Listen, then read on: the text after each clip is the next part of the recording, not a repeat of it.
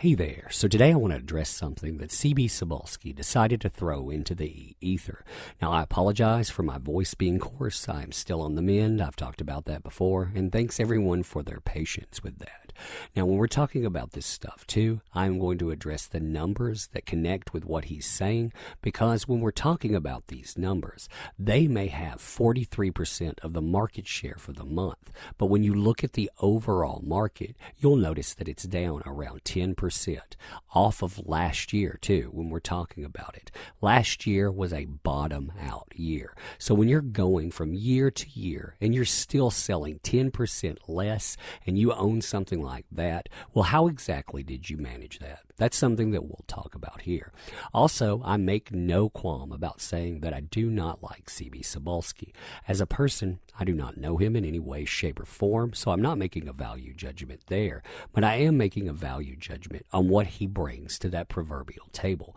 I mean, when you think about this, for example, you think about what people wanted him to bring, what they expected of him. You know, as a fan of Marvel, what did you think was going to come in?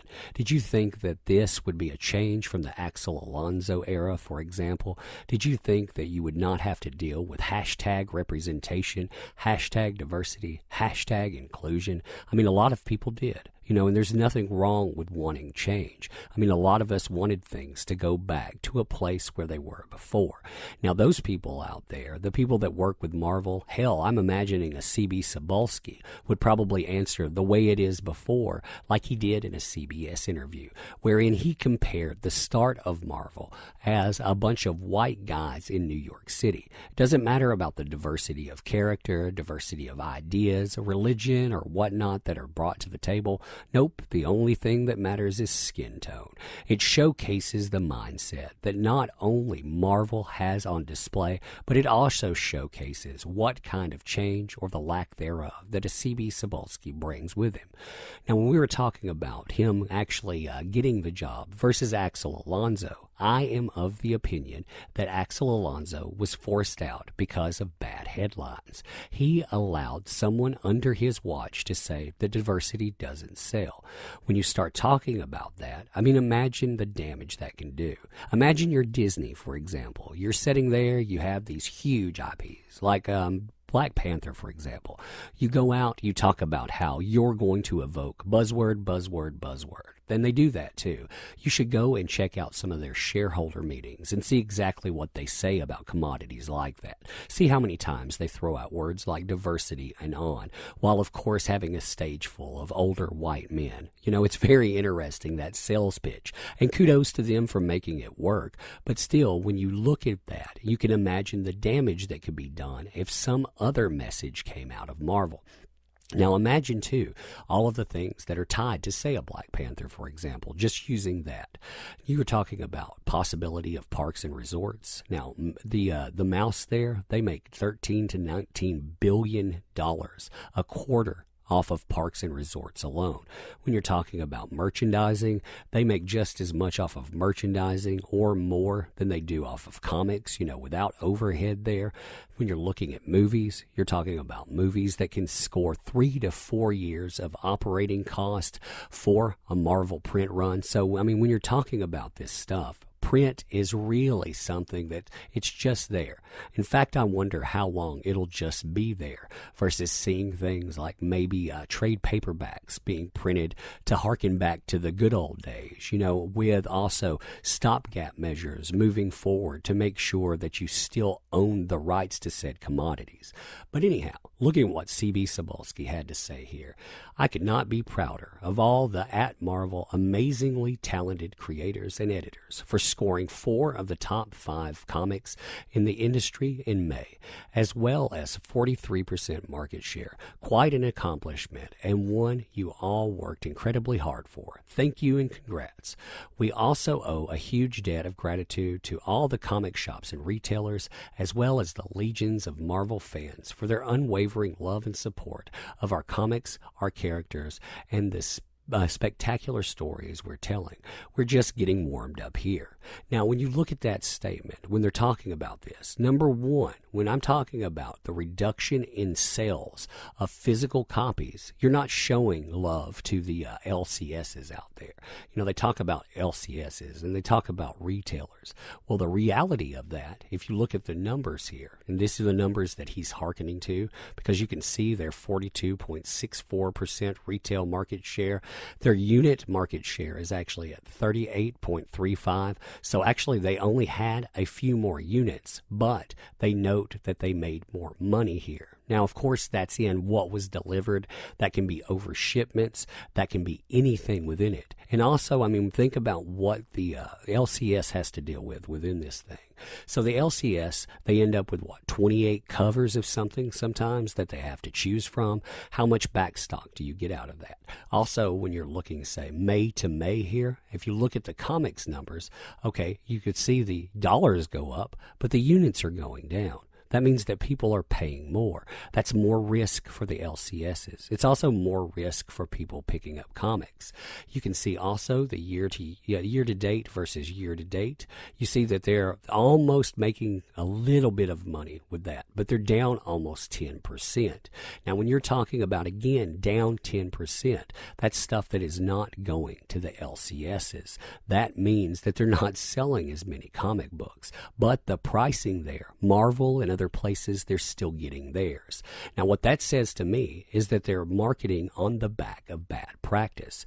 All the times that they've decided to come out and attack fans or consumers, they've decided to point that loaded index finger at your face and say, you need to be replaced because, they've shopped that replacement theory idea. And if you don't know what I'm talking about with replacement theory, basically that's the way I look at the way that they've shopped hashtag diversity, hashtag inclusion, hashtag representation, because they throw a little hashtag on it, but they also talk about what the end result of that is. They want to bring in a better consumer. That means that the consumers that were around there, well, they're not representative of that brand. They want to replace you. You're not worthy enough. Why? Because of your skin tone, because of your gender, and probably because of your identity. They want to replace that because they want that kudo. You can tell that too, in my opinion, when you look at things like Iceman coming back, or you look at the Wasp coming back, because you see those titles. And one of the things that they have in common, besides the fact that, of course, they were lauded as diverse and inclusive and representative, is the fact that they won awards for that.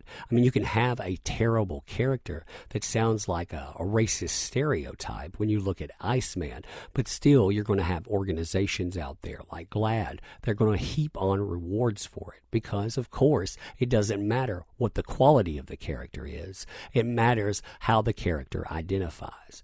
Now, you can see a few other numbers within this too, and these are worrisome numbers. This is also why you get things like this. You can see the pricing point when they're talking about their top 5 books. So they have Amazing Spider-Man 800. They have a Milestone here. That Milestone costs $10 a pop. So, that's becoming a more normalized commodity there. Every time we hit a milestone, we're talking about something like that. We're also seeing things on Halloween, Valentine's Day, and on that clock at least $7.99. So this is becoming normal, and you don't want that to become normal. Then look at the number ones that pop up and tell me that this is selling on the fact that they're good comic books. You have Venom, Avengers, and Black Panther, all rebooted here. They probably have God knows how many covers out there that the LCS had to eat. Interestingly, too, when I saw these Marvel comic books at LCSs, when I go by there and I look at them, they have one weird thing in common. They have fat stacks of them still sitting around. That is a sad reality there. And you also look at the pricing point of every comic book here. They've gone from the $2.99 and the $3.99 standards to $5 to $10 a pop. So you're talking about an increased pricing point that is being passed on to the consumer to camouflage bad practice.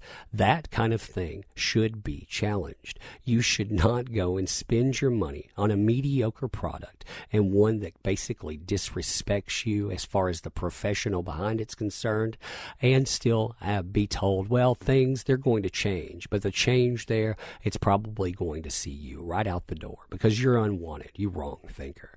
Now, again, when looking at this stuff too, another problem that I have with CB Cebulski is the fact that, say you look at his social media, the guy will, every now and then, he'll actually go out of his way to respond to people. He'll actually say something to someone, like here, for example. You know, people complain about, say, a Max Bemis going out and telling them to feast on your ass. Well, he won't respond to that. But, you know, somebody asked him, hey, are you from Sweden? Oh, yeah, my mom's from Sweden. So, of course, he'll interact with that. It showcases what priority is here, and it showcases the person and the company behind it, because we're not talking about a brand that's like any other company.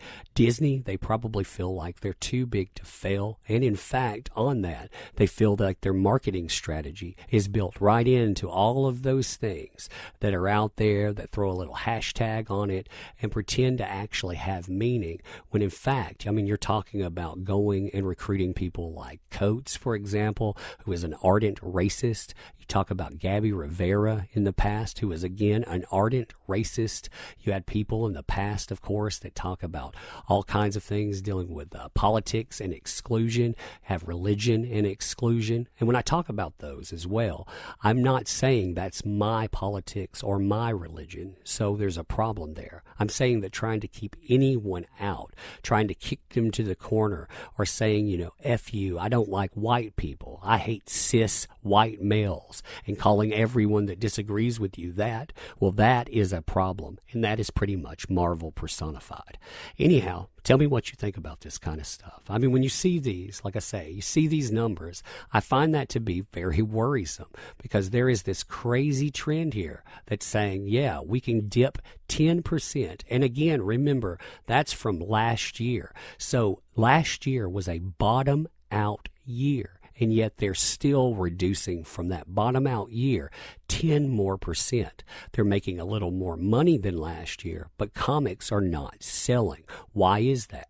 Also, when you look at graphic novels, I mean, look at the numbers for graphic novels and on. So you really have a problem that's made manifest here. And of course, ignoring the people that consume products to the point that you say they can go away because really they don't matter, because print, well, it doesn't matter. I mean, if you listen to a lot of these professionals out there, they even talk about the death of LCSs.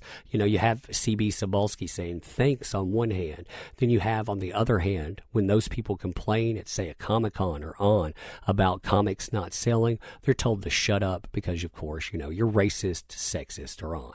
So anyhow, tell me what you think about this stuff. Thank you.